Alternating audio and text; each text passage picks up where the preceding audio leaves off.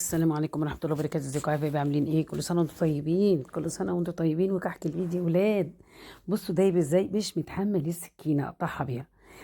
مش متحمل، دايب دوب دايب دوب دايب دوب. تعالوا نشوف الدايب ده اخباره ايه وعامل ايه وعايز ايه بالظبط. تعالوا خدوا المقادير الصح. الاول احنا جبنا نص كيلو ملبن، حطينا عليه معلقة سمنة حلوة كده، وهنحط معلقة سمسم. وانا عندي شوية عين جمل كده جرشتهم جرش، ورحت نازلة هركة عليهم بقى. ما عندكيش عين جمل؟ بلاش ينون، بلاش يا حبيبتي. حطي حبة سمسم وخلاص. اهو. وهركتهم بصوا، ورحت نازلة بشوية عين الجمل، وشكرا على كده بقى. اهو حتى اللي بلاقيها بصوا صحيحة شوية بروح ايه كسريها كويس كده. اهو. مش عايزة تعمليه بحشو، اعمليه بحشو عجوة براحتك، بس انا بقى بصراحة بحس ان الكحك بعجوة، يعني انا اكل كرز بعجوة؟ لا، الكحك يعني ملبن او عين جمل او اي، يعني حتى البندق والحاجات دي لا. هو العين الجمل بس. اهو. فدول كنت انا مخبياهم شويه عين الجمل دول عشان الكحك. اهو كده. خدوا بالك الملبن الملبن بالطريقه دي بتحطي عليه سمنه، عمره ما ينشف جوه الكحكايه. هنعمله بقى كور حلوه كده، وهنسيبه بقى في التلاجة قبل ما نعجن الكحك بتاعنا. ده الكحك بقى اللي على السخن، كحك ستي وستك وكحك امي وامك، اللي هم ايه، اساس الكحك يعني. خلاص كده تمام تمام. تعمليهم كلهم قدام نينونا؟ لا ما تقلقوش بس والله. لا انا سرحت وانا بكورهم كده. دلوقتي خلاص هقفل يعني هقفل خلاص اهو. اهو. شفتوا؟ اي خدمه دول اهو. احطهم بقى في التلاجة قبل ما ايه نشوف الكحك والبسكوت. ده كيلو دقيق، هنحط عليه هنا بقى اللي على السخن. ما تحطي، يا تحطي سكر يا تحطي لبن بودر. فانا بفضل لبن بودر هنا بقى في السخن بالزيت كويس. ودي معلقه، كيلو دقيق عليه 3 معالق لبن بودر، ومعلقه ريحه الكعك، و3 معالق سمسم. طبعا رشة الملح ده شيء أساسي يا جماعة. رشة الملح دي بتعادل الطعم، فده شيء أساسي، رشة بسيطة خالص أهو. وهنقلبه كده. ما عندكيش لبن بودرة بلاش منه، حطي معلقتين سكر بودر يكون ناعم. أهو.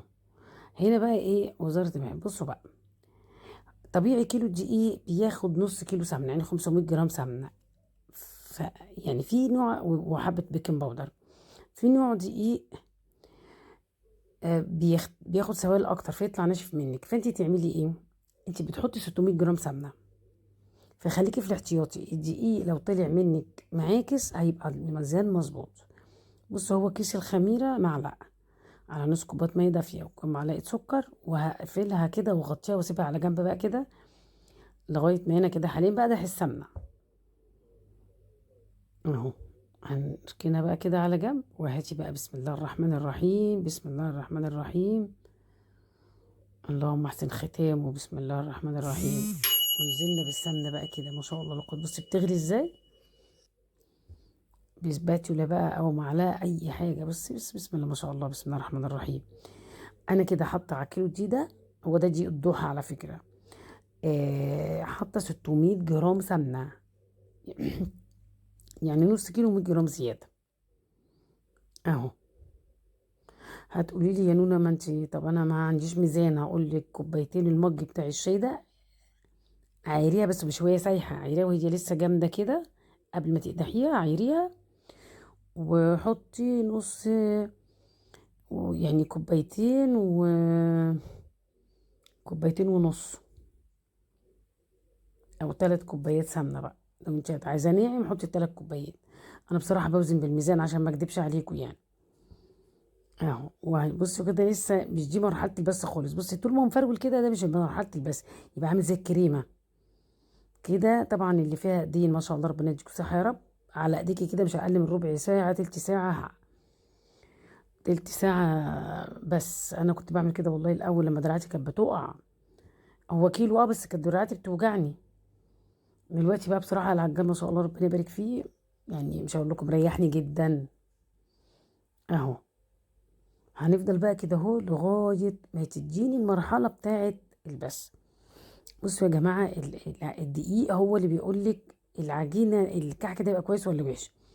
فانت لما تروحي تجيبي دي تجيبي دقيق يا متعدد الاستخدامات، يا اما هاتي دقيق كحك، او العطار اللي جنبك او السوبر ماركت اللي جنبك ما عندوش دقيق كويس، روحي الفرن قولي له انا عايزه دقيق كحك، هيديكي دقيق كحك بيبيعوه عادي، فرن المخبز الفينو. لكن لو انت هتحطي خميره من بتاعه الفرن ي...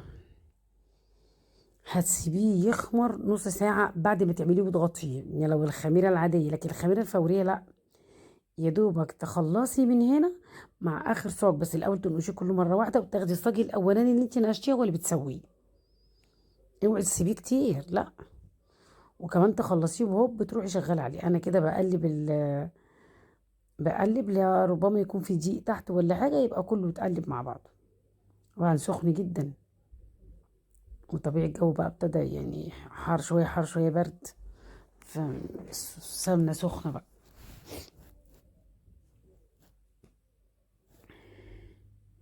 كل سنه وانتم طيبين يا جماعه. بس ما اوعى ننسى في اوعى تنسوا في زحمه الكحك والحاجات دي والاعياد وتنظيف الشقق ان كنتوا تنسوا ما تصلوش الوتر، الليالي الوترية، واللي يعني الليالي العشر الأواخر دول العبادة فيهم حاجة تانية خالص. ربنا يوعدنا جميعا يا رب، ربنا يوعدنا ويوعدكم بليلة القدر إن شاء الله، إن شاء الله، إن شاء الله. أهو بصوا كل ده أنا لسه ببس، أنا قاعدة على عجال ربع ساعة، والله ماسكة له الموبايل كده ربع ساعة، عشان هو نجاح الكعك في البث ده بس خلاص. أهو بصوا بسم الله الرحمن الرحيم. أنا قاعدة ساندة على الرخامة وواقفة، يعني لو انتوا شايفيني فأنا ساندة على الرخامة واقفة جنب العجال، اقفل شويه واريح شويه، اقفله شويه واريحه شويه. بصوا بقى عامل زي الكريمه ازاي، الدقيق والسمنه، شايفين؟ طب شمين. كل سنه وانتم طيبين. اهو هجيب بقى الخميره كده، هبتدي ايه، بسم الله الرحمن الرحيم.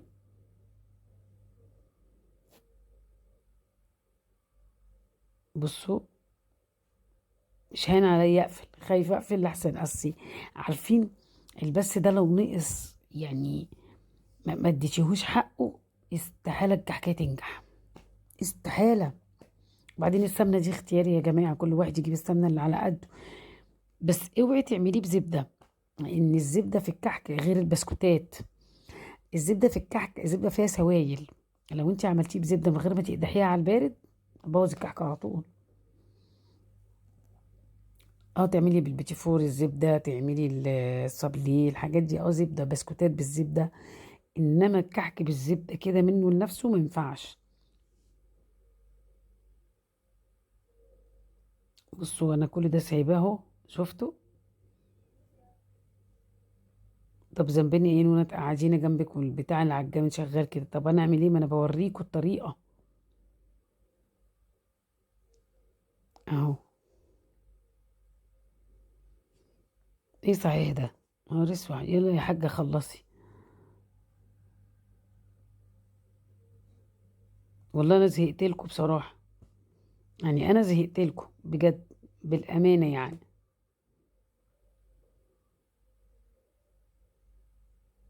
ده تقريبا انا سرحت، يعني تقريبا انا سرحت، اقسم بالله انا في الحته دي سرحت، لان كده الكعك بيقول يا ليل يا عين، بس طلع تحفه والله العظيم.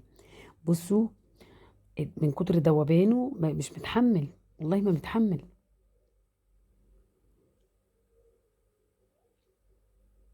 اه ما شاء الله لا قوه الا بالله. انا على فكره سند على الرخامه، يعني انا حاطه الفوطه وسند عليها وواقفه، ما بعملش حاجه، بس تقريبا انا سرحت.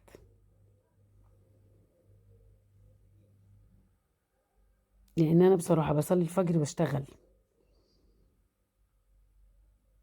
لاني بعد المغرب ما ببقاش فاضيه خالص. بصوا بقى عامل ازاي، بصوا شفتي بقى بصي بقى عامل كانه كريمه، هو ده لازم يوصل لمرحله البس دي. شفتوا بقى؟ انا بشتغل بصراحه، بصلي الفجر بشتغل في الحاجات، بسم الله ما شاء الله. بصي الخميره، لاني بصراحه ده نص كوبايه الميه احطها كلها على الكيلو، لو احتاج ميه تاني هديله. بنصلي بقى، بنصلي مش فاضية، فمش هينفع على ضحي بتراويح ولا بتهجد، فبستنى بخلص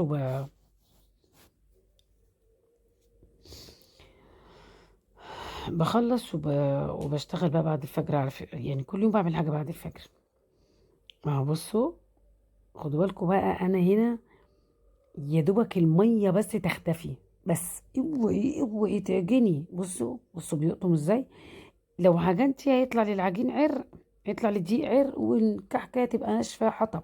حتى لو حطيتي لها جردل سمنه، لو الكيلو ده حطيتي له جردل سمنه تبقى حطب. بصوا كده مش محتاج ميه، بصي اهو كده، ده مش محتاج ميه اهو، ده ما فتحش من الجناب مش محتاج ميه، ما بياخدش ميه كتير اهو.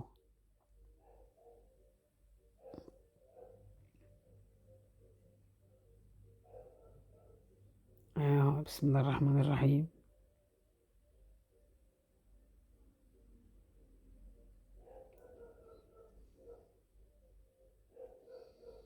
ده كده عشوائي كده وخلاص، بوريكم ان هي ايه، ما فتحتش من جنب ولا حاجه.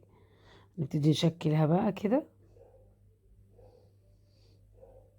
هناك الإضاءة، هنا الإضاءة فتحتها، لأن الإضاءة كان في لنضة محروقة عبال ما بعت جبتها وبتاع، فراحت إيه، نورت الإضاءة كده بقت حلوة يعني.